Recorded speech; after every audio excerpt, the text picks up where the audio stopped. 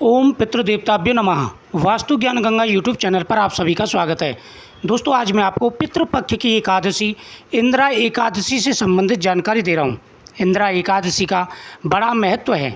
किस प्रकार से इंदिरा एकादशी के दिन आपको सभी दुखों को दूर करने के उपाय करने चाहिए, इंदिरा एकादशी के दिन कौन कौन से योग बन रहे हैं, साथ ही पितरों के नाम से इंदिरा एकादशी का व्रत कैसे करना है।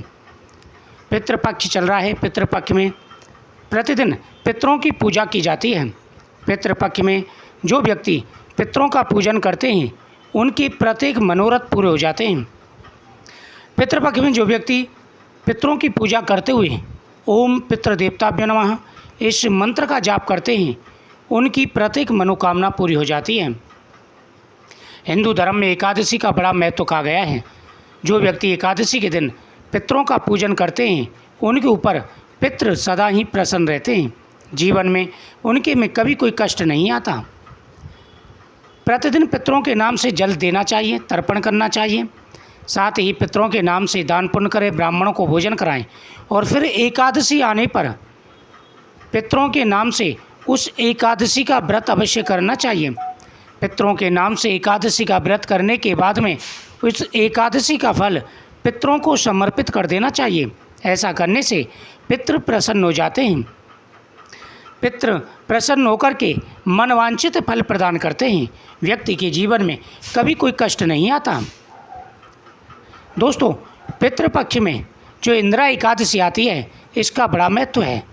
इंदिरा एकादशी के संबंध में धार्मिक मान्यता है कि इस दिन भगवान श्री विष्णु की आराधना करने से हर तरह की सुख समृद्धि प्राप्त होती है और सभी दुख दूर हो जाते हैं। हिंदू धर्म में इंदिरा एकादशी का विशेष महत्व बताया गया है। अतः इस दिन पूरे मन से व्रत रखकर पितरों के निमित्त तर्पण तथा ब्राह्मणों को भोजन कराने से सभी मनोरथ पूर्ण हो जाते हैं। इंदिरा एकादशी का व्रत समस्त पापों से मुक्ति दिलाने वाला है। जीवन में हर प्रकार का सुख और वैभव प्राप्त हो जाता है जो व्यक्ति इंदिरा एकादशी का व्रत करते हैं। एक समय की बात है, देवऋषि नारद जी राजा इंद्रसेन की सभा में पधारे।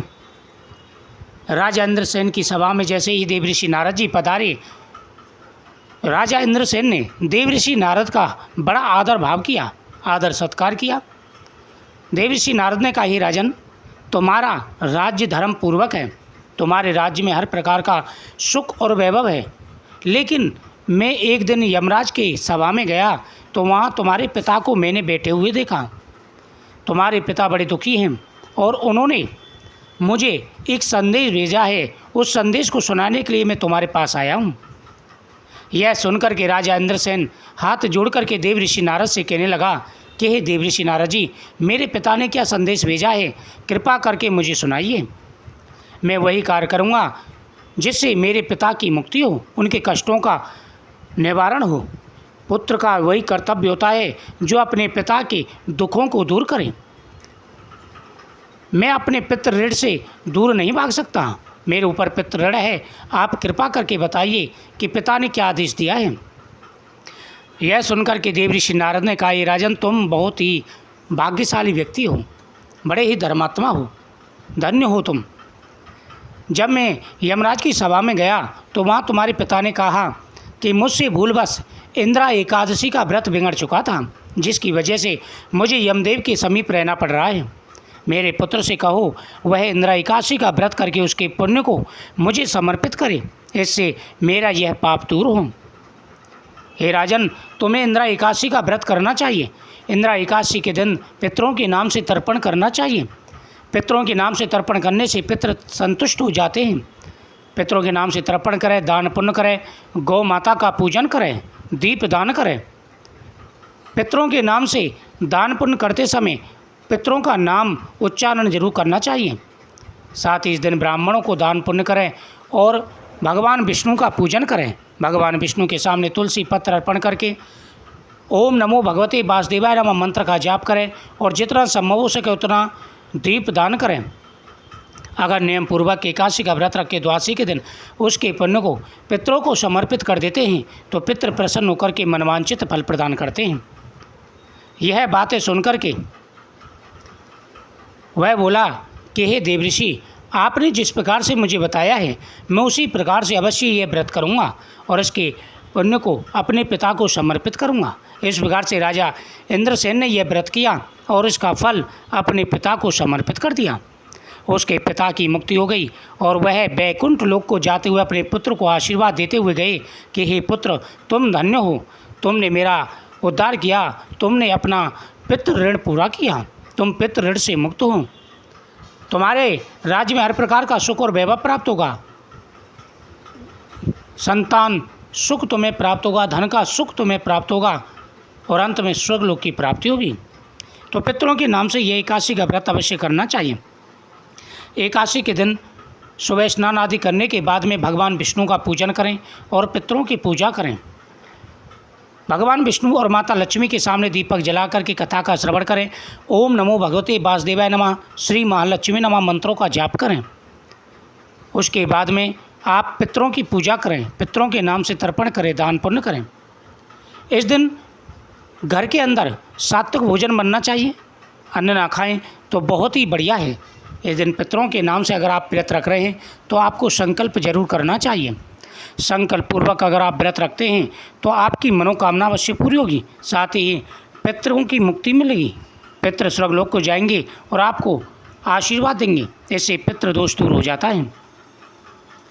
इंदिरा एकादशी का व्रत समस्त पापों से मुक्ति दिलाने वाला और जीवन की सभी परेशानियां दूर करने वाला है। एकादशी के दिन सायंकाल के समय तुलसी के पौधे के सामने घी का दीपक जलाकर ओम वासुदेवाय नमः मंत्र का जाप करें। 11 परिक्रमा करने से घर में सुख, समृद्धि, धन्य, दान तथा सौभाग्य में वृद्धि होती है तथा परिवार में आ रही सारी परेशानियां दूर हो जाती हैं। अश्विनी मास के पितृपक्ष में पड़ने वाली एकादशी का व्रत करने से पितृ प्रसन्न होते हैं और उन्हें मोक्ष की प्राप्ति होती है। यदि आप कर्ज से परेशान हैं तो इंदिरा एकादशी के दिन पीले पुष्प, केला, तुवर दाल, चने की दाल, हल्दी तथा अन्य पीली चीज़ें भगवान विष्णु को समर्पित कर सकते हैं।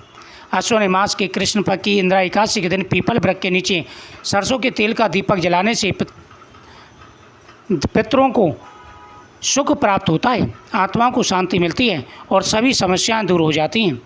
धार्मिक दृष्टि से अश्विनी मास बहुत ही महत्वपूर्ण माना गया है, अतः इंदिरा एकादशी की व्रत कथा जरूर सुननी चाहिए और उसका पुण्य पितरों को समर्पित करना चाहिए। पूर्वजों को प्रसन्न करने हेतु इंदिरा एकादशी के दिन ब्राह्मण भोजन कराने से पितृ खुश होकर परिवारजनों को आशीर्वाद देते हैं तथा पितृ दोष भी दूर हो जाता है। इस दिन चावल का प्रयोग नहीं करना चाहिए। द्वादशी के दिन जितना हो सके पितरों के नाम से चावल का दान करें, सफ़ेद वस्त्र का दान करें, ऐसे पितृ प्रसन्न हो जाते हैं। एकादशी के दिन जो व्यक्ति तुलसी माता के जड़ में 1 रुपये का सिक्का, पीली कौड़ी और हल्दी की गांठ डाल देते हैं, फिर दूसरे दिन उसे उठा करके तिजोरी में रखते हैं, इससे भरपूर धन आता है।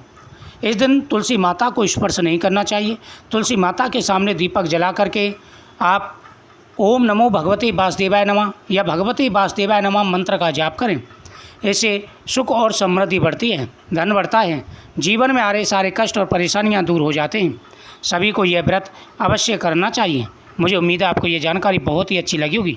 वीडियो को शेयर करें, चैनल को सब्सक्राइब करें, कमेंट में ओम पितृ देवताभ्यो नमः जरूर कर लिखें, साथ ही यह व्रत भी करें। विधि विधान से अगर आप व्रत करते हैं तो पितृ प्रसन्न होंगे, उनको मुक्ति मिलेगी और आपके जीवन के जो भी कष्ट हैं, परेशानियाँ हैं, वह दूर हो जाएंगे। साल में यह बड़ी एकादशी आती है, इसलिए इसका व्रत अवश्य करना चाहिए। वैसे तो महीने की दोनों एकादशियों का व्रत सभी को करना चाहिए। ओम नमः शिवाय। ओम पितृ देवताभ्यो नमः।